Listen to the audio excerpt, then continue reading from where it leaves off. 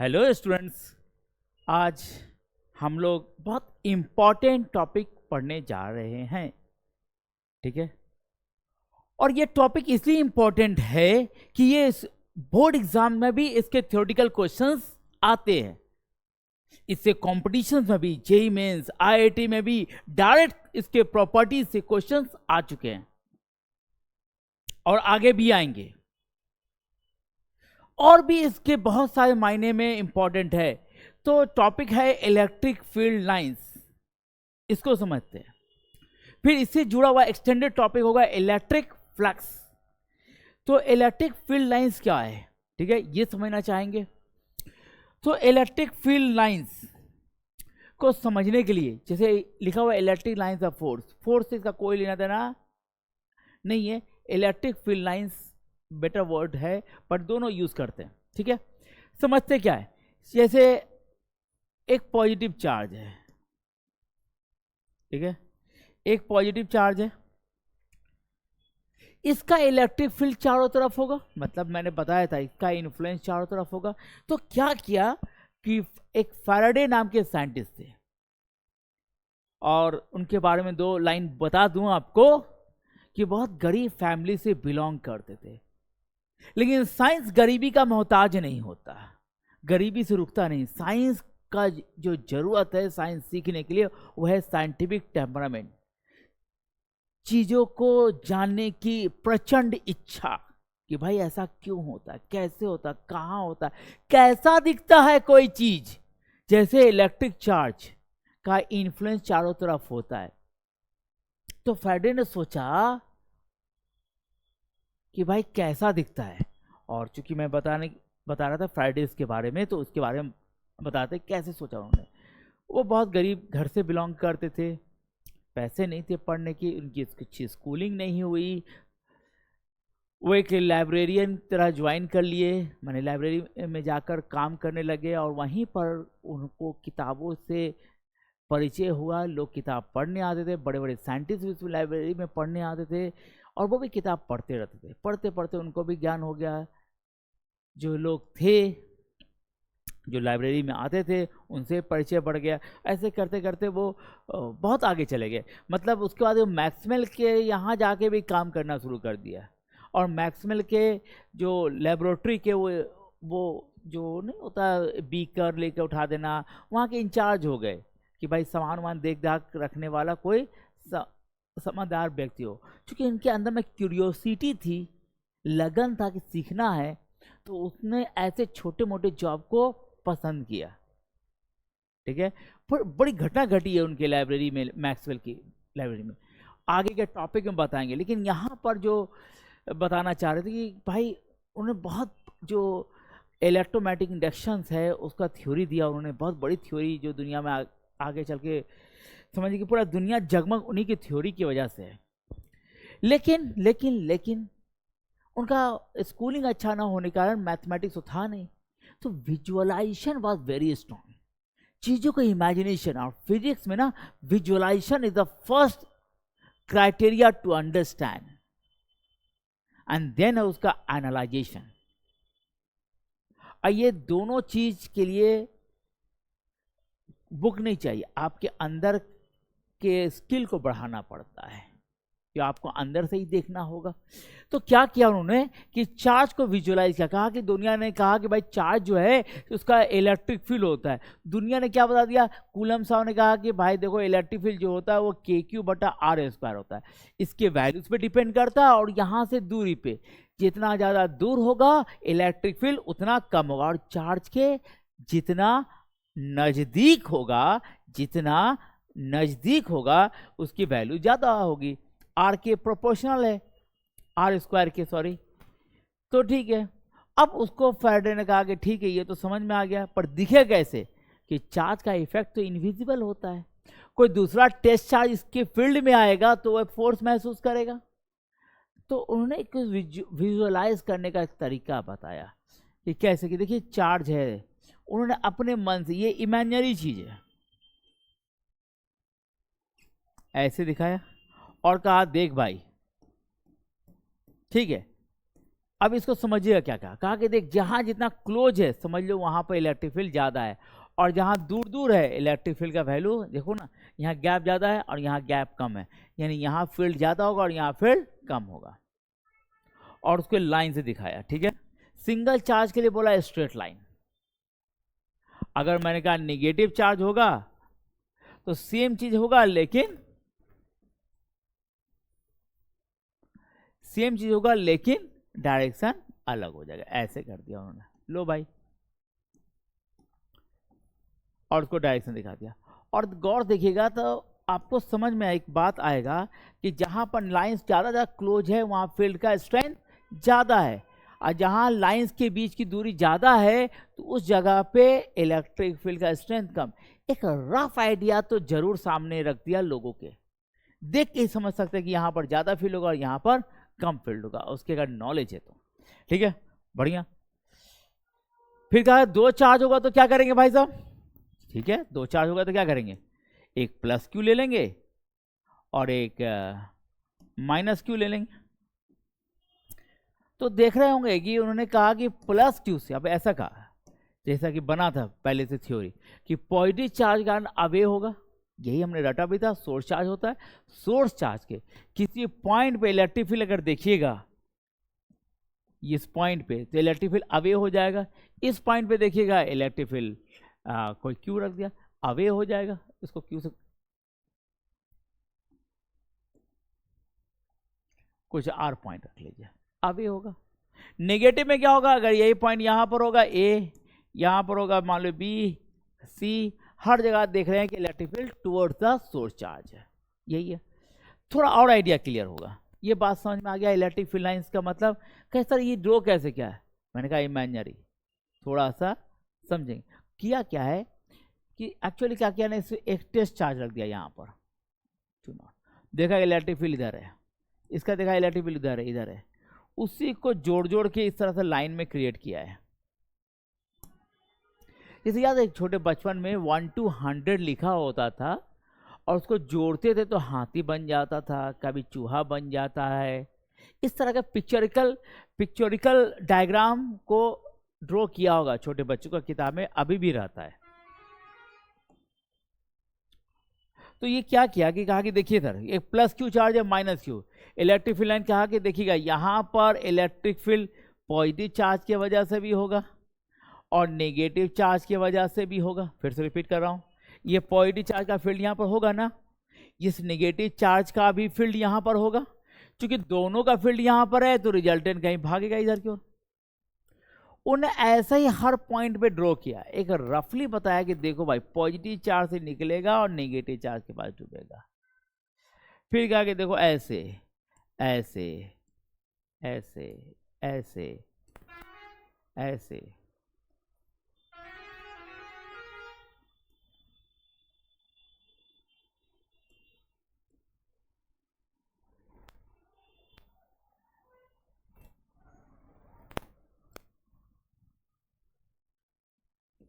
यही है। ठीक है, और ये चार्ज जो है आपके पास ऐसे आ गए। ठीक है, तो ये पॉजिटिव चार्ज है, उधर से क्या हो गया नेगेटिव चार्ज, पॉजिटिव चार्ज और नेगेटिव चार्ज। मजे की बात ये है कि ये पॉजिटिव चार्ज से लगेगा आपको निकल रहा है, नेगेटिव के पास आके डूब रहा है, तो इसको कहते हैं सिंक और इसको कहते हैं सोर्स। इसको क्या बोलते हैं? सोर्स। अब ये बात है कि इलेक्ट्रिक फील्ड लाइंस कैसे बता रहे सिंक, मतलब उसने एक और कहा, बात समझेंगे। कहा देख भाई इस लाइन पे अगर टैंजेंट ड्रॉ कर दें, कौन सा लाइन ले लें, ले लेते हैं। अगर ये टैंजेंट ड्रॉ कर दें तो टैंजेंट वहां पर बताएगा डायरेक्शन ऑफ इलेक्ट्रिक फील्ड। यहां पे ड्रॉ कर लीजिए ऐसे,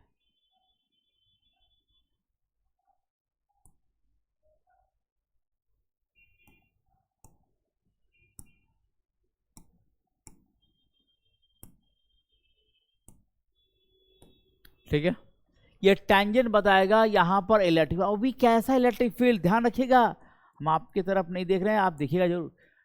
नेट इलेक्ट्रिक फील्ड देखिएगा यहां पर क्या होगा, इस पॉइंट पे अगर इस पॉइंट को गए पॉजिटिव का भी इलेक्ट्रिक फील्ड होगा, नेगेटिव चार्ज का भी इलेक्ट्रिक फील्ड होगा, पॉजिटिव का भी है, नेगेटिव चार्ज का भी है, तो इस पॉइंट पे दोनों का रिजल्टेंट इलेक्ट्रिक फील्ड होगा। क्या कहा मैंने?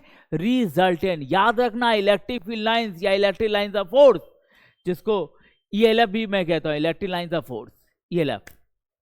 तो ईएलएफ में क्या होगा कि वो हमेशा नेट इलेक्ट्रिक फील्ड को रिप्रेजेंट करता है, इलेक्ट्रिक फील्ड को नहीं।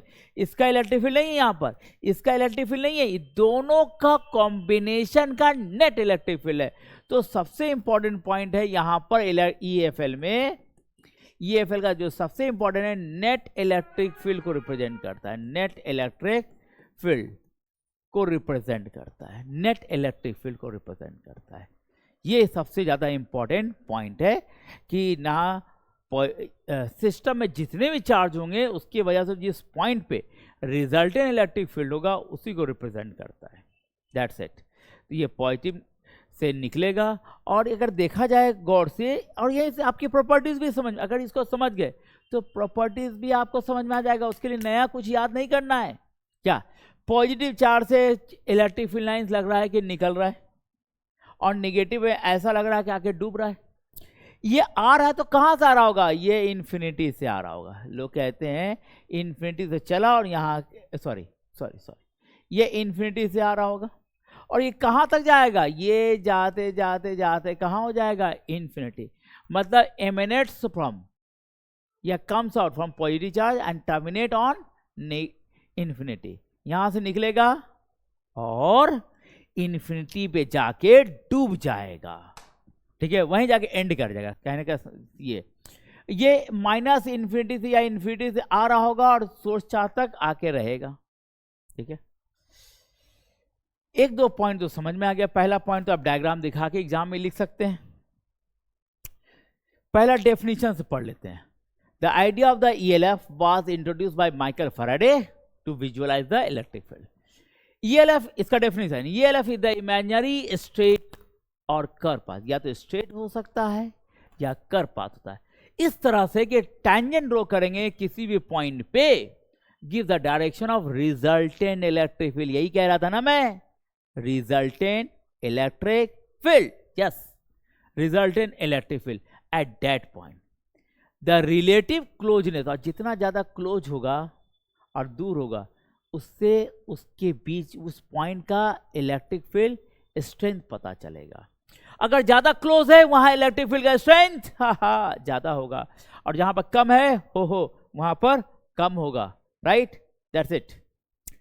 At some places gives an idea about the intensity of electric field at that point. Wow, fantastic. ठीक है, अब इसके कुछ प्रॉपर्टीज भी पढ़ सकते हैं। नेक्स्ट होता है कि अगर ये आपने कर लिया है तो कुछ प्रॉपर्टीज ऑफ ईएफएल, इलेक्ट्रिक या ईएलएफ कर लीजिए, इलेक्ट्रिक लाइंस ऑफ फोर्स। पुराना नाम यही है, बड़ा फेमस है, इलेक्ट्रिक लाइंस ऑफ फोर्स। कहना क्या चाह रहा हूं, प्रॉपर्टी में पहला प्रॉपर्टी से पढ़ लिया कि पॉजिटिव चार्ज से निकलेगा, नेगेटिव चार्ज आके डूबेगा। दूसरा प्रॉपर्टी तो पढ़ लिया कि जितना ज्यादा क्लोज होगा वहां इलेक्ट्रिक फील्ड का स्ट्रेंथ ज्यादा होगा। तीसरा चौथा बहुत इंपॉर्टेंट पॉइंट है, ठीक है, कोई नोट्स में लिखा हुआ है तो पहला पॉइंट, दूसरा पॉइंट में मान लो कि ऐसे है,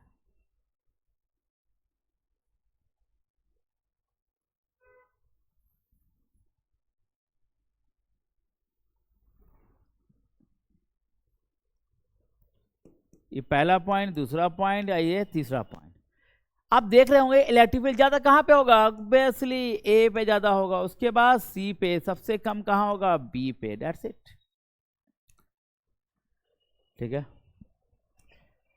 तीसरा पॉइंट जो इंपॉर्टेंट है वो ये है, हम इसी में डिस्कस कर रहे हैं। उसके बाद आपको कि दो electric field lines cannot ELF cannot intersect each other, आपस में इंटरसेक्ट नहीं करेगा भाई, काटेगा नहीं।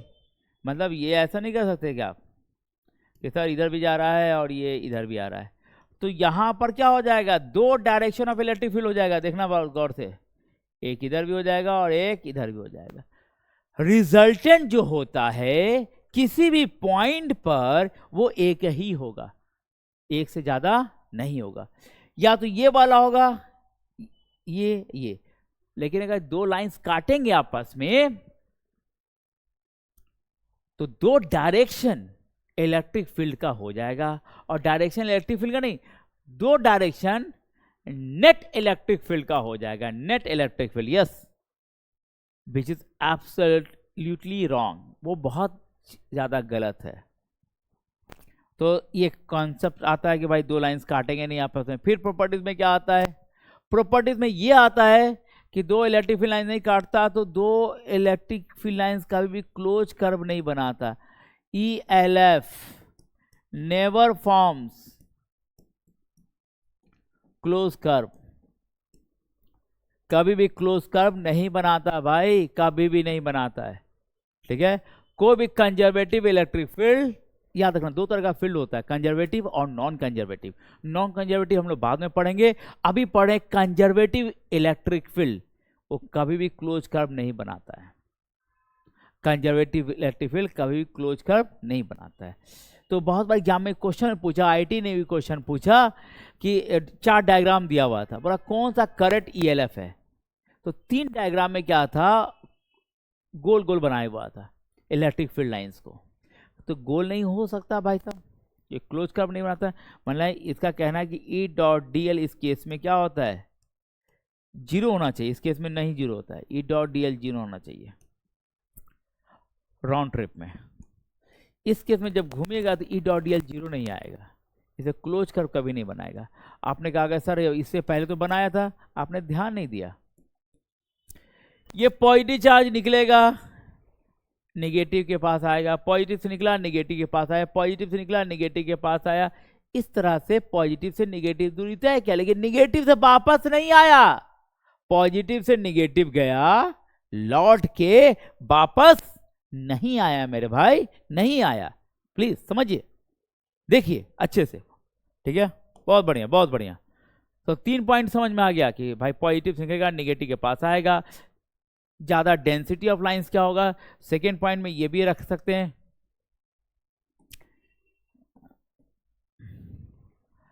डेंसिटी ऑफ द लाइंस या कहिए स्ट्रेंथ ऑफ इलेक्ट्रिक फील्ड क्या होगा, स्ट्रेंथ ऑफ इलेक्ट्रिक फील्ड। अच्छे से लिखा हुआ है डेंसिटी ऑफ द लाइंस पे। जितना ज्यादा डेंसिटी ऑफ लाइंस होगा जहां पर, वहां पर strength of the electric field ज्यादा होगा। जहां पर घना होगा, जहां पर ज्यादा लाइंस आपको दिखाई देंगे किसी पर्टिकुलर एरिया में, मान लीजिए सेम एरिया ले लीजिए, ये वाला है, ये ऐसा एरिया, ये एरिया, ये एरिया। तो अब इसमें तो थोड़ा फिगर अलग है, अभी एक और फिगर दिखा देते हैं, इसमें आपको बहुत क्लियर रहेगा।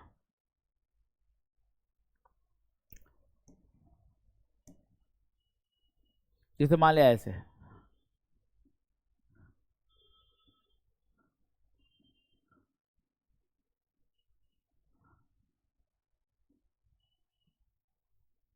ऐसे मैंने बना दिया ऐसे। तो गौर देखिएगा, सेम अमाउंट ऑफ एरिया देखिएगा, सेम अमाउंट ऑफ एरिया इधर देखिएगा। इस एरिया से ज्यादा लाइंस गुजर रहा है, इस एरिया के पास लाइन बहुत कम है, तो यहाँ पर स्ट्रेंथ ऑफ इलेक्ट्रिक फील्ड ज्यादा होगा as compare to this point. अगर इसमें ए और बी का पॉइंट को कंसीडर करोगे तो electric field at A greater than electric field B. और बाकी चीज तो है, क्लोज कर्व नहीं बनाएगा, काटेगा नहीं। और जब टैंजेंट ड्रॉ कीजिएगा वो बताएगा यहाँ का इलेक्ट्रिक फील्ड, यहाँ का टैंजेंट यहाँ का बताएगा, और यहाँ का टैंजेंट इस पॉइंट का बताएगा। मान लो ये पॉइंट P है, ये पॉइंट Q है, ये पॉइंट P है और ये पॉइंट Q है, तो इस पॉइंट P का इलेक्ट्रिक फील्ड बताएगा, ये पॉइंट Q का net direction of electric field बताएगा।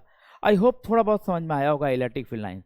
इलेक्ट्रिक फील्ड लाइंस क्या है, कोई चार्ज का जो फील्ड होता है उसको एक विजुअलाइज करने का तरीका है, एक पैटर्न है, ठीक है, एक डायग्राम है जो फैराडे ने दिया, वही आपको समझाने की कोशिश कर रहा हूं। ठीक है,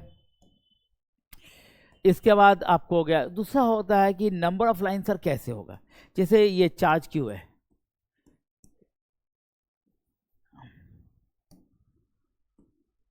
अगर ये 4 लाइन दिया तो 2Q के लिए कितना लाइन देना पड़ेगा?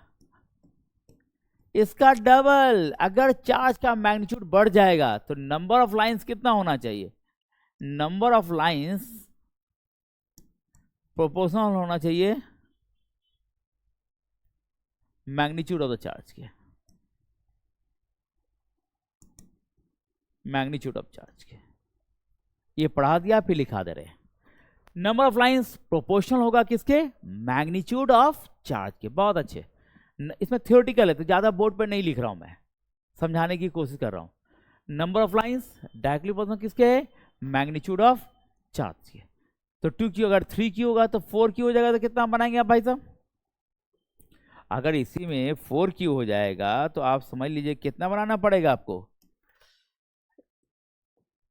ये 4, Q के लिए 4, 2 के लिए 8, तो अब 16 करना पड़ेगा। इधर इधर इधर इधर इधर इधर इधर, तो ऐसे बनाना पड़ेगा।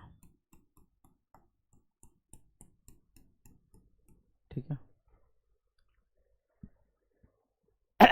तो इस तरह से बोर्ड में आप लिख सकते हैं। थोड़ा कॉम्पिटिटिव सेक्शंस में और जाने के लिए और करेंगे हम लोग आगे बात, ठीक है, अलग सा ऐप में। आज इस कोर्स को पूरा कन्फाइन किया है एनसीईआरटी को लिमिट में रखकर, कि एनसीईआरटी में जो दिया उसको करते हैं हम लोग। बट इतना समझ गए कि नंबर ऑफ, एक बार क्वेश्चन पूछा था आईआईटी ने कि Q1 है और ये Q2 है, यहां से क्या कर दिया, ज्यादा लाइंस निकाल दिया, ठीक है, यहां पर कम लाइन दिखाया है। तो भाई ये Q1 है Q2, तो Q1 बटा Q2 का मैग्नीट्यूड क्या होगा? तो मान लीजिए यहाँ पर N1 लाइन है, यहाँ पर कितने लाइन से? N2, तो N1 बटा N2। Q1 बटा Q2 क्या होगा? N1 क्या है? Number of lines.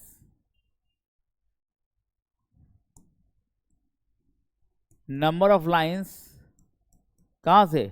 From Q1 से। N2 क्या है? Number of lines from Q2। Q2 से नंबर ऑफ लाइंस है, यहाँ Q1 से नंबर ऑफ लाइंस है। यही दो बातों को समझ के आपने काम किया, आगे समझ में आ गया। Q है, 2Q है, ये क्या है? 4Q। Yes, you are getting the right point, got it. चलिए, तो अब हम लोग आते हैं नोट्स पे। प्रॉपर्टीज एग्जाम में लिखना है तो ऐसा ही लिखना है भाई। ELF always comes out from, ELF मतलब electric lines of force, positive charge and in और टर्मिनेट, एक ही बात है, जहां पर इन करता है और terminate on the negative charge. It does not stop और स्टार्ट द मिड स्टेट। यहाँ पॉजिटिव चार्ज है तो मान लीजिए इन्फिनिटी पे नेगेटिव चार्ज होगा, तो जहाँ के इन कर जाएगा इन्फिनिटी पे। तो बोलते हैं कि पॉजिटिव चार्ज निकलता है, टर्मिनेट क्या करता है? इन्फिनिटी पे। नेगेटिव पे इन करता है, पॉजिटिव से आउट होता है, ठीक है। Two field lines can never inter cross each other, बता चुका है, दो लाइंस कभी क्रॉस नहीं करेगा। क्यों? क्योंकि वहां पर दो डायरेक्शन हो जाएगा, किसका? रिजल्टेंट इलेक्ट्रिक फील्ड का। यस, रिजल्टेंट इलेक्ट्रिक फील्ड का, ठीक है। The number of lines living a positive charge और entering the negative charge is proportional to the magnitude of the charge, है ना। ज़्यादा चार्ज का वैल्यू ज़्यादा होगा तो लाइंस ज़्यादा ड्रॉ करेंगे। यहाँ पर मैंने इक्वल ड्रॉ किया है, मान लिया कि इक्वल चार्जेस है। अगर ये 2Q होता, ये Q होता, तो यहाँ ज़्यादा लाइन दिखता और यहाँ पर कम लाइन दिखते। यही बोल रहा है, ठीक है। और चाहे तो डायग्राम आप ड्रॉ कर सकते, थर्ड पॉइंट में अगर चाहें तो आप ड्रॉ कर सकते। भाई देखिए ये Q होगा तो हम 4 लाइन ड्रॉ करेंगे,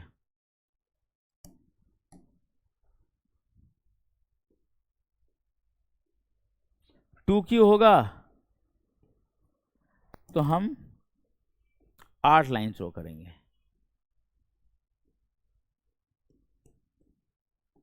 पहले बता दिया, अब तो दोबारा रिपीट कर दिया, आपको समझ में आ जाएगा।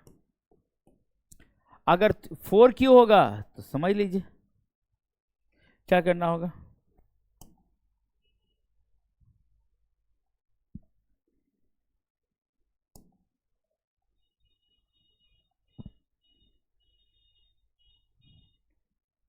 फोर क्यू होगा तो हम लोग ऐसा कर लेते हैं, ये तो था ही, यहाँ पे एक और, अच्छा ये ऐसा कर लेते हैं, इसको पीला दिखा देते हैं, याद आ जाएगा आपको।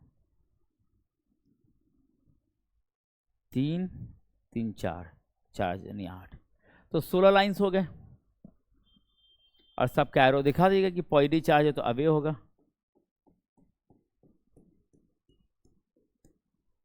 ठीक है,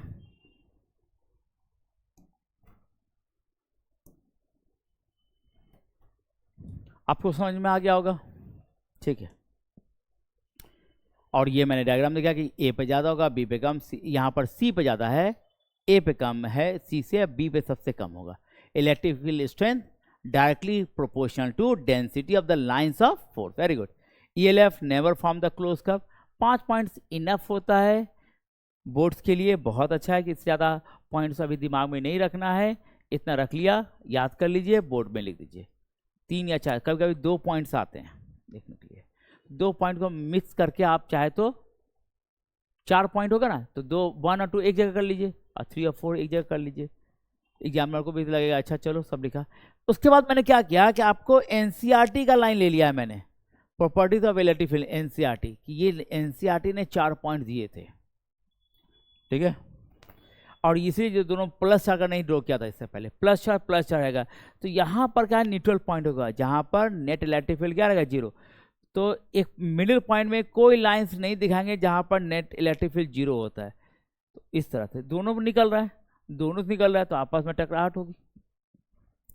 तो इस तरह से बनाया गया 2 पॉजिटिव चार्ज का। अगर ये 2 क्यू होता तो इसमें नंबर ऑफ लाइंस राइट वाले से डबल हो जाते हैं।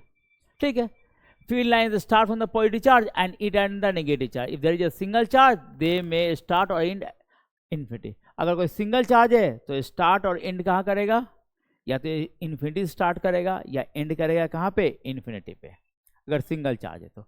To fine never cross each other, ये बहुत बार बोल चुके। Electrostatic field lines do not form any close loops, this fall from the conservative nature of the electric field, याद रखिएगा। तो आपके एनसीईआरटी लाइन भी दे दिया, तो आपको अच्छा हो गया कि आपको फिर किताब पर उसके डायग्राम को भी ला के रख दिया है मैंने। ठीक है, पॉजिटिव नेगेटिव का भी डायग्राम ड्रॉ कर दिया मैंने। That's it. आई होप कि इतना में तो आपको बिल्कुल समझ में आ जाएगा भाई, आप इसको रख लीजिएगा। पहले तो ये वाला नोट्स आपको हम दे रहे हैं फिर से दोबारा, कि पहले इसको नोट डाउन कर लीजिएगा। ठीक है, ठीक है,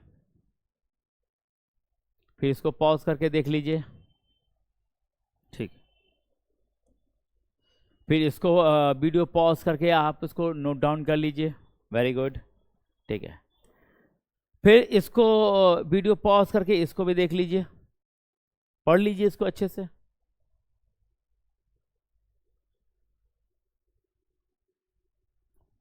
और एक बार डायग्राम को विजुअलाइज कर लीजिए, और थोड़ा सोच लीजिए कि प्लस का चार्ज, माइनस चार्ज, कौन निकल रहा है, कौन आ रहा है। आई होप याद हो गया होगा आपको तो, कि 4 प्रॉपर्टीज लिखना है यार। पॉजिटिव चार्ज निकलता है, नेगेटिव डूबता है, कभी काटता नहीं एक दूसरे को, क्लोज कर्व नहीं बनाता, जहां पर ज़्यादा डेंसर होता है वहां पर इलेक्ट्रिक फील्ड स्ट्रेंथ ज़्यादा होता है। दैट्स इट, काफ़ी है इतने पॉइंट्स। चलिए, तो इलेक्ट्रिक फील्ड लाइन्स तो खत्म हो गया। ठीक है, अब इस पे हम लोग क्या करते हैं, इलेक्ट्रिक फील्ड लाइन्स पे, कि इसका और एक एक्सटेंशन दिया हुआ है एनसीईआरटी में, वो है इलेक्ट्रिक फ्लक्स। तो थोड़ा सा इलेक्ट्रिक फ्लक्स पढ़ लेते हैं, क्योंकि इसी का पार्ट हो जाता है इलेक्ट्रिक फ्लक्स। ये क्या कहता है कि देखिएगा, आपको अभी दिया था फिगर ऐसे,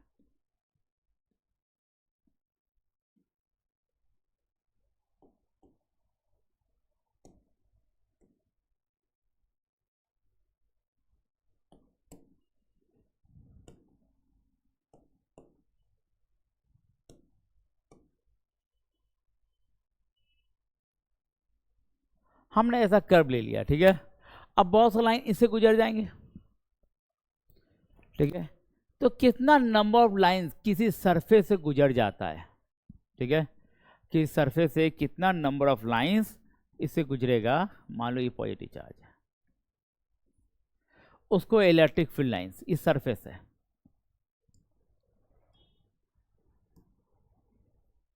सरफेस गुजर गया। थोड़ा सा और इलस्ट्रेट करें इस बातों को, जिसे सपोज कर लो। अच्छा, एक और बात कर लें, जिसे इसमें नहीं किया उसको भी थोड़ा एक्सप्लेन कर देता हूं।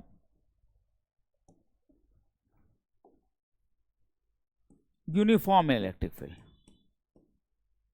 या इधर वाले पॉइंट पे एक्सप्लेन कर देता हूँ।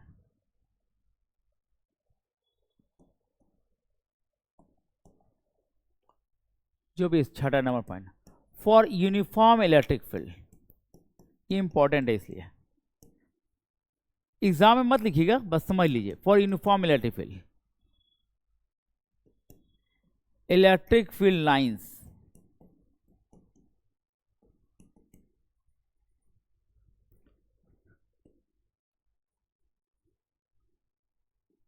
आर स्ट्रेट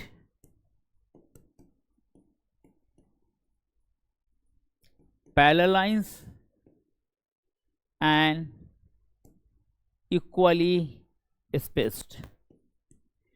ये आपकी नॉलेज के लिए रखे रहिएगा। क्या कहा? अगर मैंने कहा कि भाई देख लो,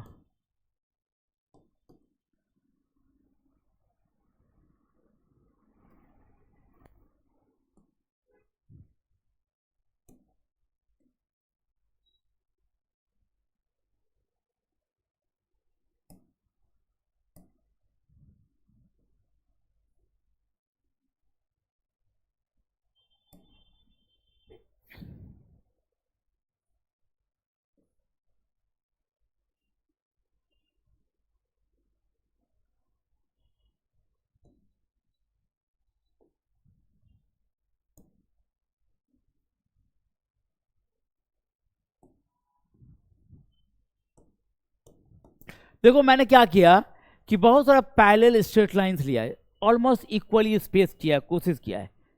ये क्या रिप्रेजेंट कर रहा है? ये रिप्रेजेंट कर रहा है यूनिफॉर्म इलेक्ट्रिक फील्ड। ये वर्ड पकड़ना, यूनिफॉर्म माने हर जगह इलेक्ट्रिक फील्ड का वैल्यू क्या है? सेम। इसको ये रिप्रेजेंट कर रहा है। कभी कभी आपको हमेशा क्वेश्चन में लिखा रहेगा uniform electric field. Uniform electric field का मतलब यही है कि आपके पैरेलल स्ट्रेट लाइंस होंगे एंड इक्वली स्पेस्ड होंगे। यहाँ पर कुछ को ना लगे इक्वली स्पेस है तो मेरा एरर है ड्रॉ करने में, बस that's it. But they should be, they must be equally spaced and parallel straight lines.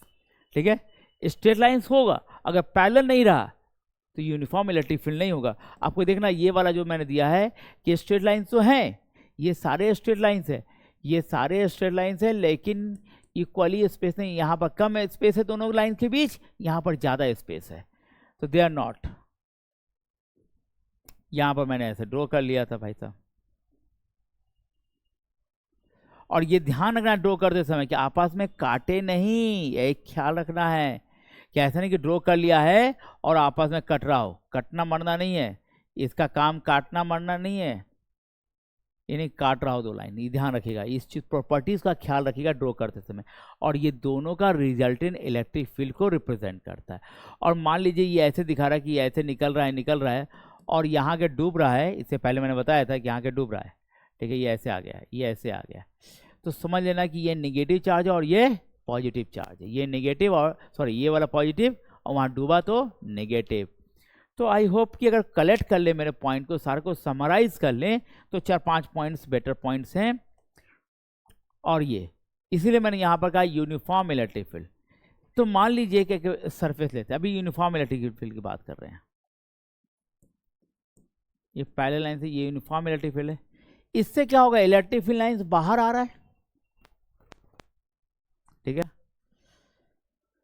और सरफेस का अपना एरिया होता है, ये ध्यान रखिएगा, पढ़ा होगा आपने कहीं वेक्टर मैप में कि सरफेस का एरिया क्या होता है। अगर प्लेन सरफेस का एरिया सरफेस के ठीक परपेंडिकुलर होता है, ठीक है। सरफेस का एरिया, मैं एक एग्जांपल ले लूँ कि मान लो कि ये प्लेन एरिया है, राइट, ये प्लेन एरिया है, तो इस एरिया के ठीक परपेंडिकुलर डायरेक्शन एरिया वेक्टर का होगा। और प्लेन एरिया ही वेक्टर हो सकता है या फिर differential area, small area, very very small area, या तो डिफरेंशियल एरिया जिसको आप कोई सरफेस हो गया मान लो, तो एक बहुत छोटा सा एलिमेंट ले लिया है ds, इसको कहते हैं डिफरेंशियल एरिया। समझ ली, छोटे छोटे पॉइंट्स होते हैं, आइए इसको कहते हैं फाइनाइट प्लेन एरिया वेक्टर।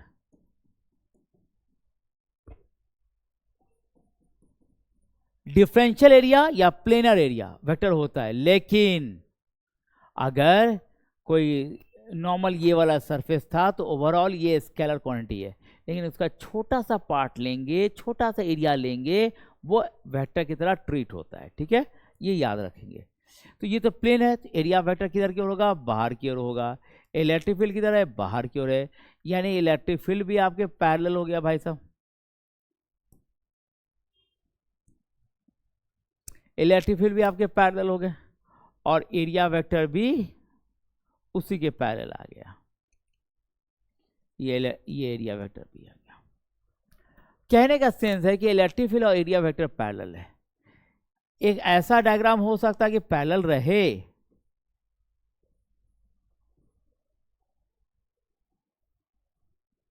लेकिन ये इन कर रहा है, ये इन कर रहा है, ये इन कर रहा है, ये इन कर रहा है।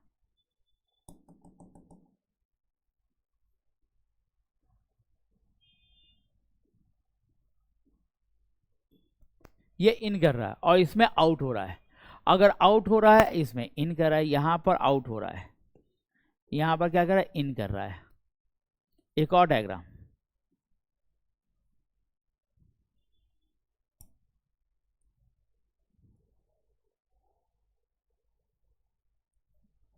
इसमें क्या हो गया कि ये जो इलेक्ट्रिक फील्ड लाइंस है, ये इलेक्ट्रिक फील्ड लाइंस है,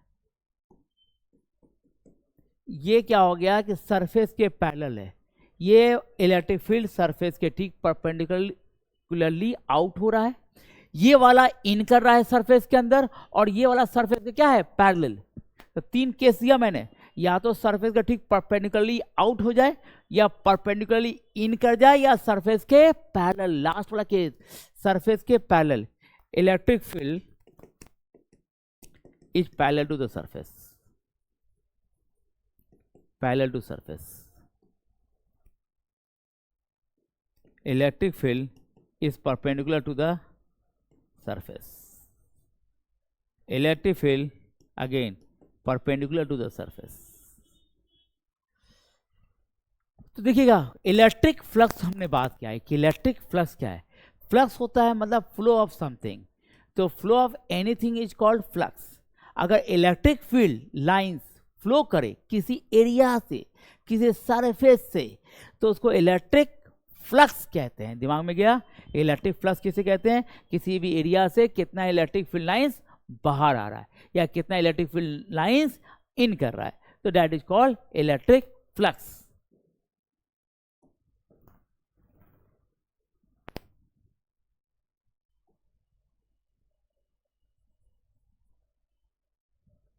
ठीक,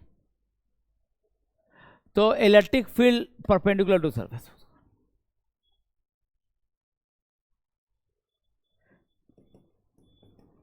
अब देखिएगा कि मान लीजिए, एक और ले लेते हैं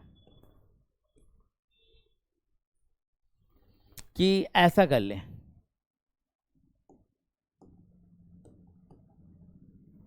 ये एरिया वेक्टर,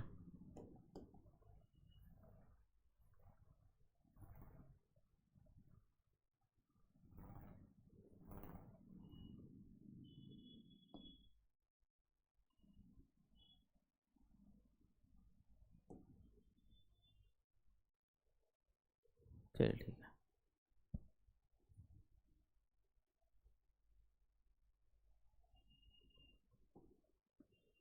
थोड़ा अंदर दिखाया, यानी कि इलेक्ट्रिक फील्ड थीटा एंगल बना रहा है किससे? एरिया वेक्टर से। तब फ्लक्स क्या होगा? दो कंपोनेंट ले लेंगे, इलेक्ट्रिक फील्ड को तोड़ देंगे, ई कॉस इधर की ओर, और एक कंपोनेंट हो जाएगा ई साइन। ये वाला जो कंपोनेंट है E cos theta, area of the surface के ठीक परपेंडिकुलर, यानी प्लेन ऑफ द सरफेस के परपेंडिकुलर है। ये वाला ई साइन थीटा सरफेस के पैरेलल हो जाएगा, और सरफेस के पैरेलल हो जाएगा तो रख लीजिएगा फ्लक्स जीरो होगा। देखिएगा, मान लो पानी फ्लो कर रहा हो, पानी किसी रीजन से फ्लो कर रहा हो, और एक रिंग इमेजिन कर लीजिए, एक रिंग ले लीजिए, तो रिंग अगर क्या करेंगे, उसके ऊपर रख दीजिएगा, बिल्कुल पानी का जो फ्लो है, पानी का जो क्रॉस सेक्शन है फ्लो का, उसके परपेंडिकुलर, तो सारा पानी उस रिंग से गुजरेगा। एक मैं दिखा दूं, चलिए रिंग तो है नहीं, एक मैं रिंग दिखा दे रहा हूं। मान लीजिए एक रिंग है, राइट? तो सारा लाइन इसमें गुजरा। अब जैसे जैसे इसको थोड़ा टिल्ट कर देंगे और बिल्कुल हॉरिजेंटल कर देंगे तो पानी तो ऊपर से निकल जाएगा, नीचे से निकल के रिंग का जो एरिया है उसमें घुस के तो नहीं निकलेगा। फिर से रिपीट कर रहा हूँ, ऐसे है तो पानी घुसा अंदर की ओर चला गया, फिर इसको टेढ़ा कर दिया, हॉरिजेंटल कर दिया, जिधर पानी फ्लो कर रहा है प्लेन ऑफ द सरफेस उसी पे। तो पानी का जो फ्लो का डायरेक्शन है और इसका प्लेन है वो दोनों पैरेलल हो गए, तो इसके अंदर नहीं घुसा। जब तक कोई फील्ड लाइंस एरिया के अंदर एंटर नहीं करेगा, यहां पर देखिएगा कि एंटर कर रहा है, यहां पर एग्जिट, यहां पर एंटर किया है, यहां से आउट हुआ है।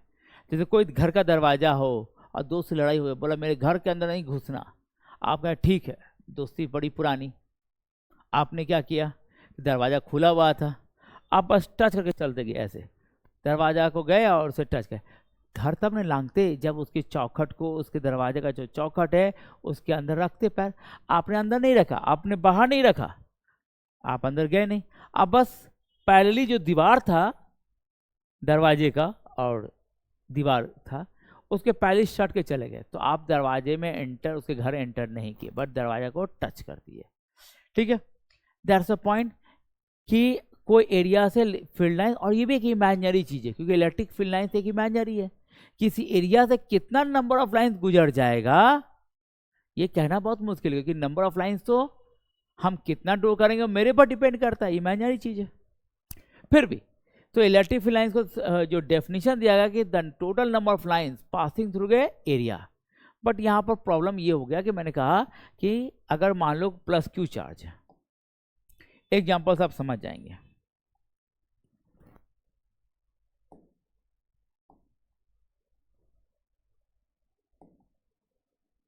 और एक स्फीयर ले लें, अब क्या होगा,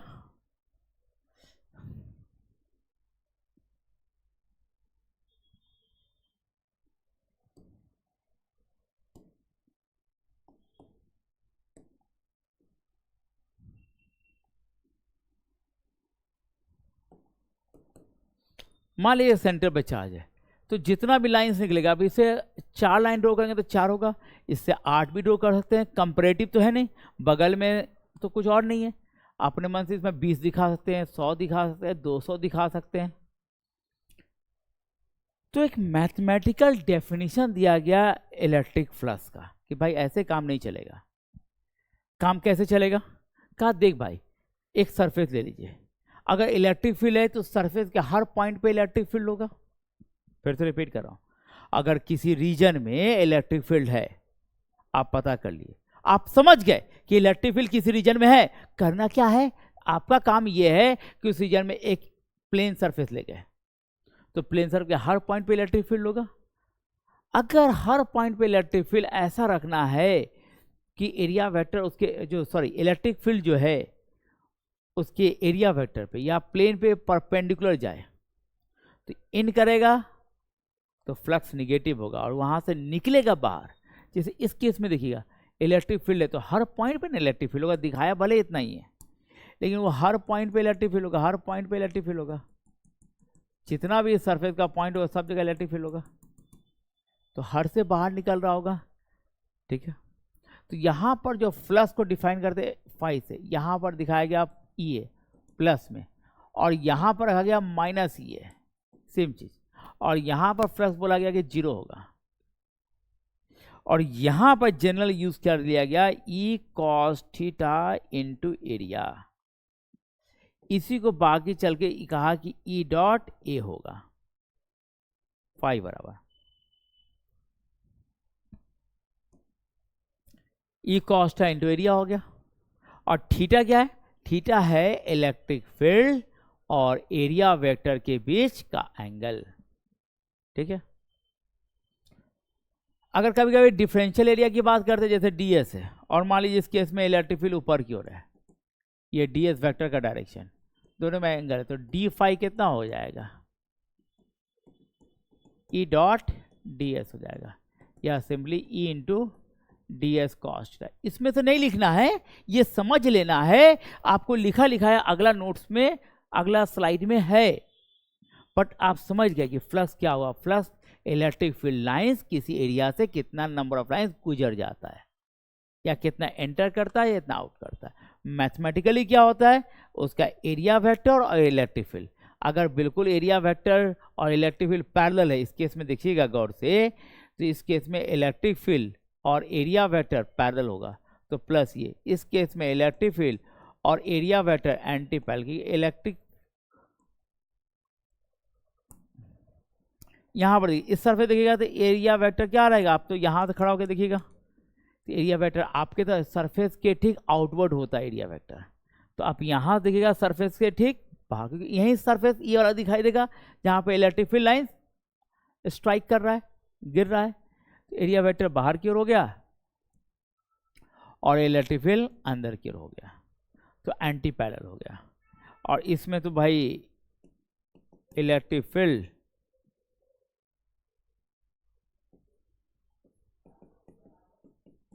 परपेंडिकुलर एरिया हो गया तो जीरो हो जाएगा।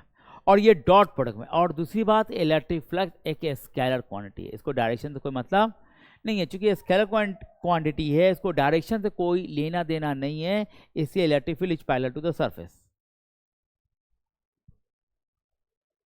तो जीरो होगा। और अगर मान लो कोई एंगल बनाएगा तो ई कॉस्टा, और डॉट प्रोडक्ट में यूज करेंगे ई डॉट ए, ठीक है। इसको थोड़ा देख लेते हैं नोट्स में कैसे लिखेंगे। द इलेक्ट्रिक फ्लक्स क्या है, the electric flux through a surface inside an electric field represent the total number of electric lines of force crossing the surface in the direction normal to the surface. It is a property of the electric field. ठीक है, mathematically electric flux through a differential area is the dot product of the electric field with differential area vector. ठीक है, ये आपको आ गया। इसको अगर diagram में बनाना चाहेंगे तो हम लोग डायग्राम में दिखा सकते हैं, भाई कोई एरिया है, छोटा सा एरिया कंसीडर किए और मान लीजिए ये डायरेक्शन हो गया ds वेक्टर का और ये डायरेक्शन किसका हो गया, इलेक्ट्रिक फील्ड का, ये दोनों के बीच एंगल हो गया थीटा, तो यहाँ पर ई डॉट डी एस आ गया, ई डी एस का औसत, ठीक है। और मैंने लिख दिया the direction of area vector is perpendicular to the plane of the surface, ठीक। इसके स्पेशल केस भी दे दिया मैंने, एनसीईआरटी बहुत अलग तरह से समझाया तो उसका डायग्राम मैंने यूज किया है, बाकी थियोरेटिकल कुछ नहीं दिया पढ़ने के लिए आपको, वैसे पढ़ना चाहे तो एनसीईआरटी जाके पढ़ लीजिएगा। स्पेशल केस क्या दिया कि electric field perpendicular to area vector हो जाए, electric field perpendicular to area vector हो जाए, तो एरिया वेक्टर इधर की ओर है और इलेक्ट्रिक फील्ड ठीक ऊपर हो जाए, माने इलेक्ट्रिक फील्ड क्या करे, एरिया ऑफ द सरफेस के या प्लेन ऑफ द सरफेस के क्या हो जाए, पैरेलल, तो यही लिखा electric field is perpendicular to the area vector, तो डॉट प्रोडक्ट जीरो हो जाता है। पैरेलल होगा तो प्लस होगा, एंटी पैरेलल होगा तो माइनस हो जाएगा, ठीक है। If theta is equal to 180 minus हो जाएगा। और ऐसे भी 0 से 90 के बीच में रहेगा तो फ्लक्स पॉजिटिव होगा, 90 से और 180 के बीच में रहेगा तो फ्लक्स निगेटिव होगा, इसकी भी चर्चा किया है क्योंकि एनसीईआरटी ने ऐसा बताया था। देखिए ये वाला इन कर रहा है तो फ्लक्स निगेटिव होगा, और यहाँ आउट कर रहा है इस सरफेस इधर, ये इन किया, यहाँ से आउट किया, और ये वाला कुछ एंगल बना रहा है एरिया वेक्टर और इलेक्ट्रिक फील्ड के बीच। तो आपको बहुत देर हो गया, समझ गए होगे थोड़ा बहुत। Flux can be positive, negative और जीरो, फ्लक्स पॉजिटिव भी होगा, नेगेटिव भी होगा, जीरो होगा। सबसे इंपॉर्टेंट होता है उसका SI unit. If the electric lines of force is parallel to the plane of the surface then the electric flux is zero, ये दे दिया मैंने, ठीक है। इसका यूनिट अगला पॉइंट में आ जाएगा। बहुत सारा पॉइंट लिखा, सारे इंपॉर्टेंट पॉइंट, एग्जाम में एक एक पॉइंट रखे रहिएगा, दिमाग में रख लीजिएगा। आपके बहुत सारे क्वेश्चन ये जेईई मेंस में भी काम आने वाले, नीट के एग्जाम में भी काम आएंगे। ऐसा मत समझिए सिर्फ बोर्ड लेवल का है, बोर्ड लेवल का थ्योरीज है, फिर न्यूमेरिकल, ठीक है। अगर न्यूमेरिकल्स की देखना है तो और भी मैंने न्यूमेरिकल का एक वीडियो सारे बनाए हैं, आप उसके पर जाके देख सकते हैं, इस पर बहुत सारे न्यूमेरिकल्स मैंने रखा है। If the plane of the surface is perpendicular to the direction of electric field then the flux is maximum. Electric flux linked with the surface, है ना, plane of the surface is perpendicular to the direction of electric field, then the flux, मान लो electric field इधर है और plane उसके ठीक perpendicular काटते हैं तो एरिया वेक्टर और इलेक्ट्रिक फील्ड पैरेलल हो जाएगा, उसमें फ्लक्स मैक्सिमम, यही लिख रहा है।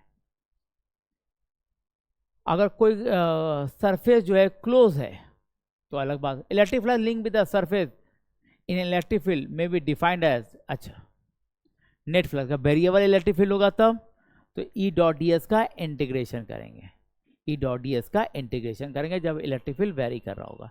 और इलेक्ट्रिक फील्ड कांस्टेंट होगा तो आपका इससे काम चल जाएगा ये वाला पॉइंट से, ठीक है, या सेकेंड वाला ई डेल्टा एस कॉस थीटा, ठीक है। उसके बाद the SI unit of electric flux क्या हो जाएगा, न्यूटन मीटर स्क्वायर पर कूलम। इलेक्ट्रिक फ्लक्स क्या है, इज ए स्केलर क्वांटिटी, ठीक है। और इसका एसआई यूनिट क्या हुआ, वोल्ट मीटर। कैसे वोल्ट मीटर आ गया आपको मैं बता दूं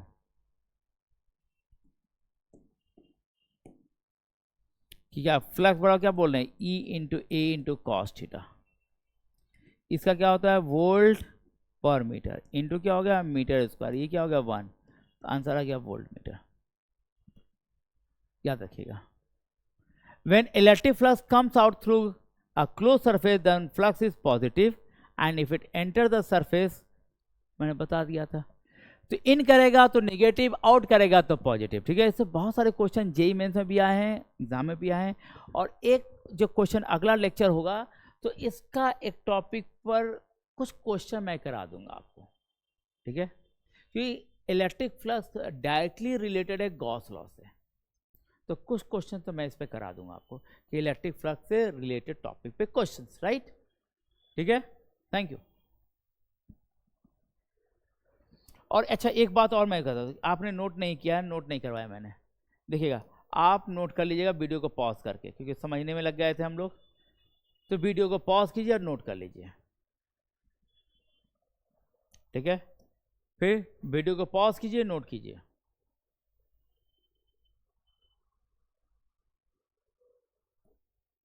वीडियो को पॉज करके नोट कर लेना है सारा पॉइंट। ऐसे पीडीएफ फॉर्मेट में होगा, लेकिन पढ़ते समय नोट करने में फ़ायदा होता है।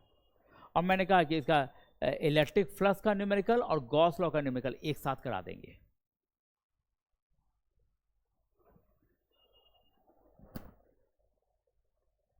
ताकि वीडियो लेक्चर मैं बड़ा नहीं करना चाहता हूँ, 1 घंटे से ज़्यादा लेक्चर्स नहीं देना चाह रहा, कि फटाफट देखिए फिर पढ़ाई कीजिए, ठीक है। यहाँ तक समझ में आ गया होगा, फंटास्टिक।